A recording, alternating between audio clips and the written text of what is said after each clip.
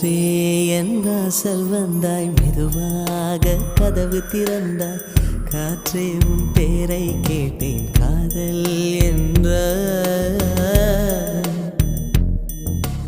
நேற்று நீ எங்கே இருந்தாய், காற்றே நீ சொல்வாய் என்றேன்.